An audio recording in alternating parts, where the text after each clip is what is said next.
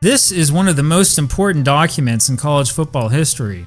It set the foundation for the current world of college football with all the glitz and glamour of major television money. This Supreme Court decision came in late June 1984. That was 40 years ago as of the filming of this video. That's a special year to me, by the way. That was the year I was born, for one thing. It's also the year that Brigham Young University, which is my alma mater, won its one and only national championship in football. And thanks to that Supreme Court ruling, 1984 is also the first extensively videotaped college football season that we have. It's hard to exaggerate just how important that NCAA, the Board of Regents of the University of Oklahoma ruling, really was. To explain, we're going to need to take a step back in time to see just what things were like in college football before 1984. Well, our journey begins way back in 1951. That's back when the University of Pennsylvania had a contract with ABC to televise every one of its football games. That's right, that would be the Penn Quakers, the Ivy League team, not Penn State. Things were different back in those days. The NCAA ruled in 1951 that no games were allowed on television. It threatened to organize the other schools, that is, all of the other schools in the NCAA, to boycott games with any school that opposed this television ban. This had the potential of serving as a sort of death sentence of sorts to any program opposing the NCAA. After all, you can't really show a game on television if you've only got one team. You're probably wondering why in the world they would ban games from television. I wonder the same thing. But you see, television was a new and a scary technology back in those days. The people who ran sports leagues, and not just college football, were worried that it would cut into gate receipts, and according to their logic, gate receipts were the only way you made money. Actually, there is good evidence that television did impact attendance in sports like baseball at the time. Part of this, of course, was because it was a lot more comfortable for fans to watch a game at home than to visit decaying ballparks in the bad part of town. Of course, this is long before those who controlled sports thought of ways to engage the audience. Phrases like fan experience simply didn't exist back in those days. You see, television was seen among those who controlled things as a threat, not as a tool. That should sound familiar, by the way. Online streaming is largely treated the same way today, and foolish decision makers, today as then, continue to cling to ridiculous territorial blackouts instead of exploring the potential of new technology. Back in 1951, you could find broadcasts of local games on television. For example, on September 29th, fans in Los Angeles could watch Loyola play the College of the Pacific at 8 p.m. on TV. That same day, NBC made history by broadcasting the USC Notre Dame game across the nation. This was the first coast-to-coast broadcast of a college football game, live. Meanwhile, fans in Pittsburgh could see Pitt play Duke. So there's 3 games in one day right there. Those were mostly localized broadcasts, but still a pretty impressive number for 1951. By 1952, all of that went away. Now, it gets kind of complicated from here. The best way, I think, to understand this impact on college football is to look at it from the perspective of a single team. So, because I'm biased, let's go take a look at BYU's history on national television. Well, for reasons I don't fully understand, the 1953 BYU-Utah game was chosen for NBC's national broadcast. Utah had a 7-2 record coming into this game, though it lost both of its major out-of-conference games at Washington and at Colorado. BYU, meanwhile, was dreadful. This was a Thanksgiving Day game, by the way, and there weren't many other active teams that day. NBC could have broadcast Penn, who played against Cornell in their only Ivy League game of the season. Penn, however, were awful. This is largely because of their odd strategy to replace their traditional Ivy League opponents with the likes of Ohio State, Michigan, Notre Dame, and Penn State. NBC chose the right game, by the way. The BYU-Utah game was an all-time classic. BYU lost the game with a bad snap on an extra point try. Utah won in the end by a slim 33-32 margin.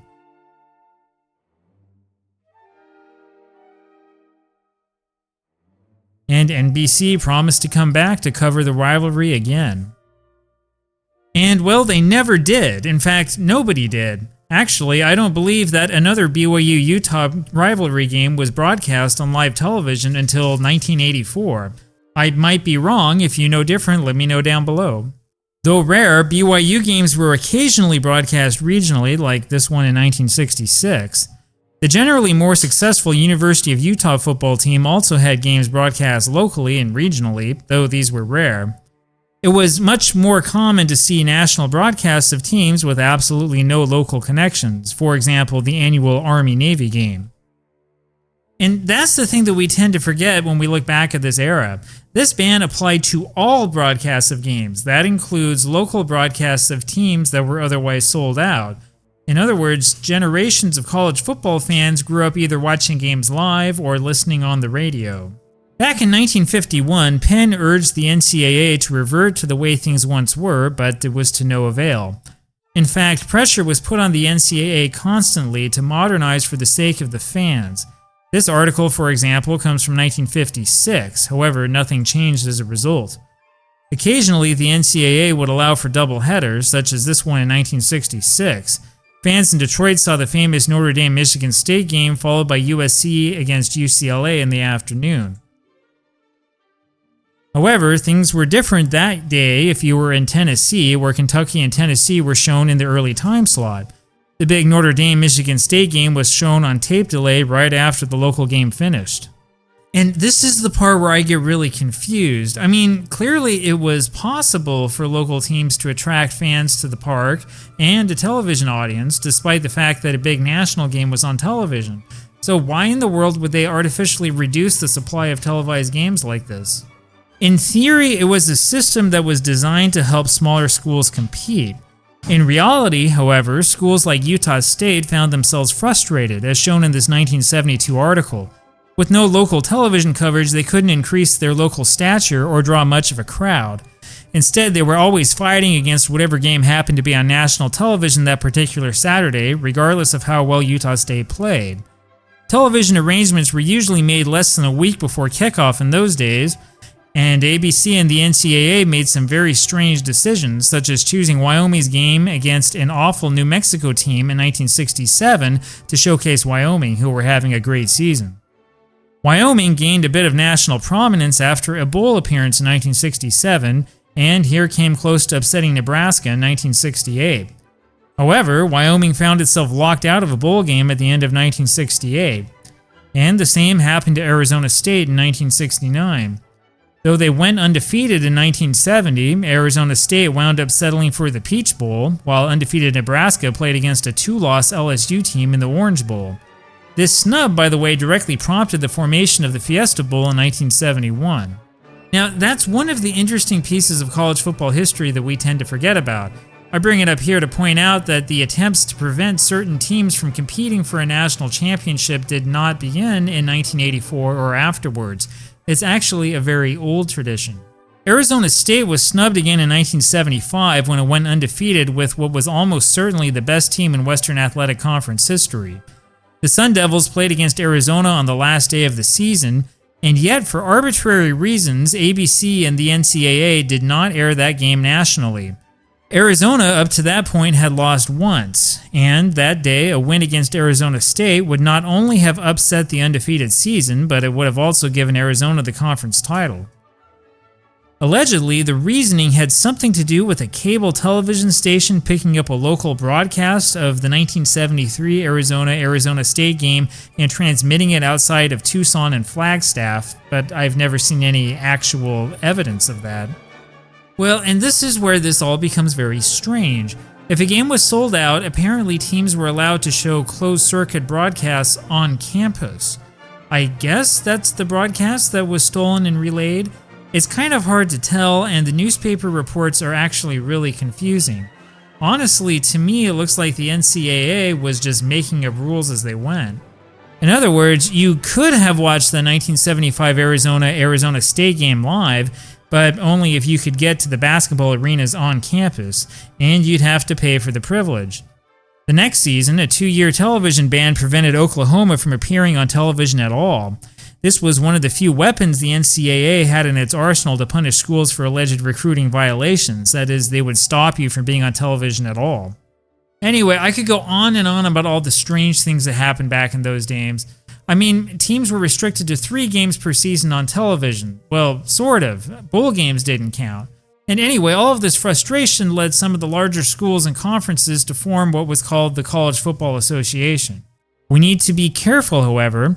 The CFA, which consisted of all major conferences other than the Big Ten and the Pac-8, appears to have been designed more to enhance the power of the major schools in NCAA proceedings.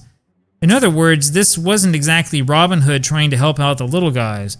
In hindsight, it seems that these schools were more interested in shutting certain schools out of big-time college football than in making things equitable and fair.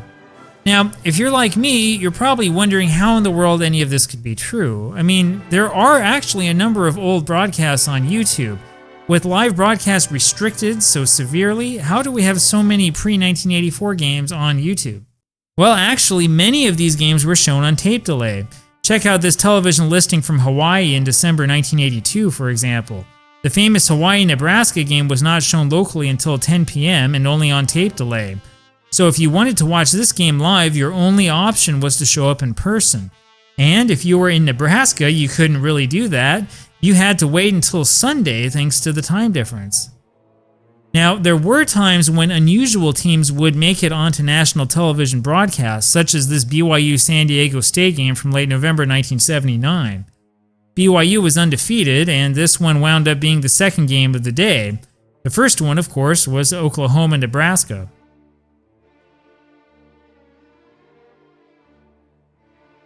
BYU and San Diego State were featured again in 1980, and as you see here, again in 1981.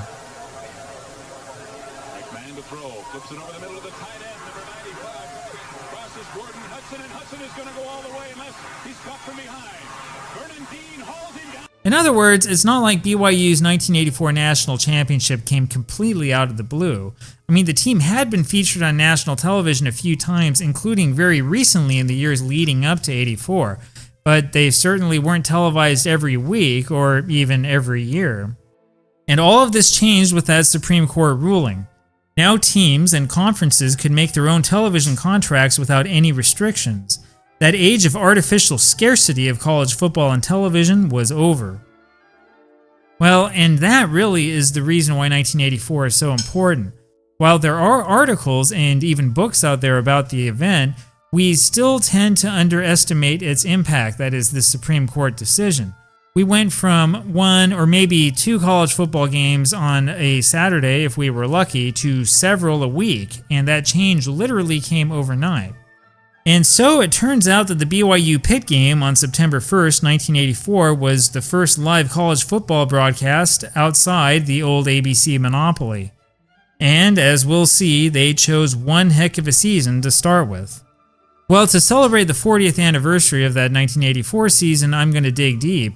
I'm going to go through and watch all of the games I can get my eyes on and make videos summarizing the games on a week-by-week basis. Because of the amount of research this is going to take, I won't be able to release an episode every single week, but look for it. We'll have quite a bit there for you when we're able to get them out.